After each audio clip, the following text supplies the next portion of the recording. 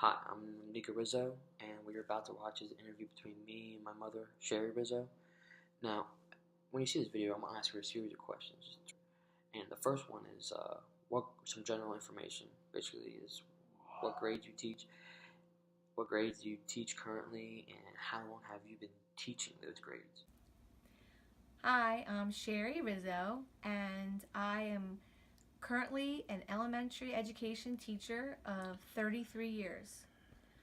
This year, I'm teaching a fifth grade special ed language class, a fourth grade Spanish class, and the rest of the day, I teach K to 5 library skills at my school.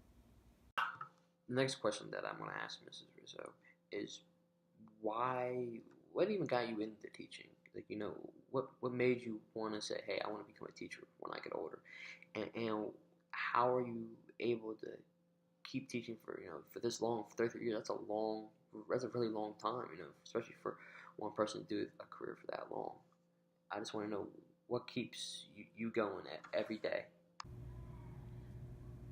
Well, I've been a teacher for 33 years, and there were many things in my life that influenced my decision to be a teacher and the career choices that I made. First and foremost was I had an excellent experience in school. I had wonderful teachers and a great school.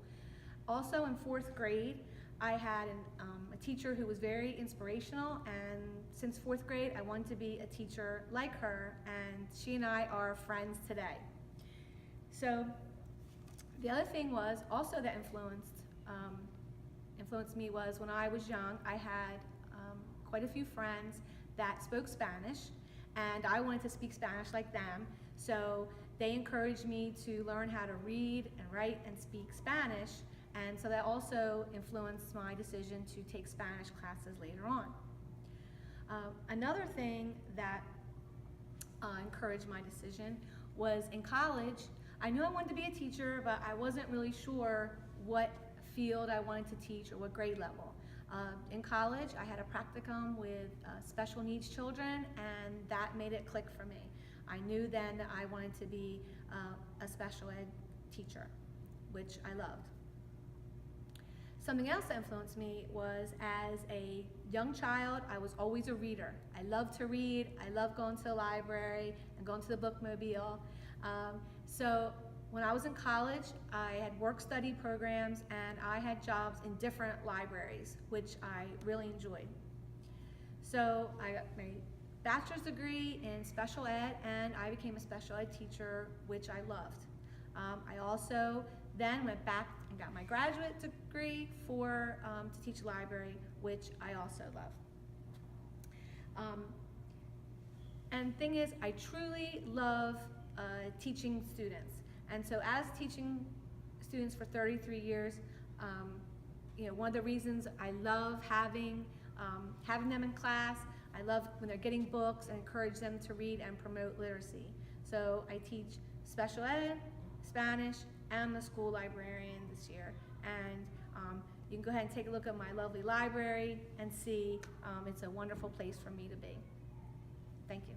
So the third question that I'm going to ask Mrs. Rizzo is, what are the changes socially that you see through seeing K through second graders that you've seen over your 33-year career as a teacher? Okay, you asked me, so what are the biggest changes of social skills for students in grades kindergarten through second grade? And I will say from the 33 years I've been teaching, most of the social skills have remained the same. Students have to learn how to get along with each other. They have to know right from wrong, how to empathize, how to take turns, and how to deal with different social situations. What I find is that when the social skills, students have good social skills, then they're able to form lasting friendships. Also today, it seems like students want to seem to more negotiate or deny when they get in trouble, more so than they had before. There does seem to be some trouble resolving conflicts. And Children who have trouble socializing and communicating definitely will have problems with their social skills as they get older.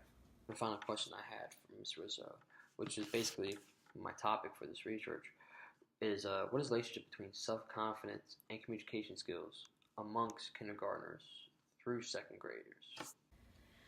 Okay, so you ask what is the relationship between communication skills and confidence level between students in grades kindergarten and second grade.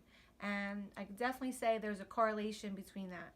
As an educator for 33 years, I've taught many special ed students that have had language and communication problems. And those students are reluctant to participate and raise their hand for fear of being teased and of not knowing the answer. And then, therefore, their confidence levels are low and they don't want to take the risk to try to answer the question. I've also taught students with selective mutism who do not participate in class, do not speak, are not part of the class, and their confidence levels are also very low, which affects their relationships with other people. So it is important if there's early detection and intervention with communication problems. So the sooner that you identify those issues, the sooner the child will develop their communication skills, and therefore that will also help their confidence levels.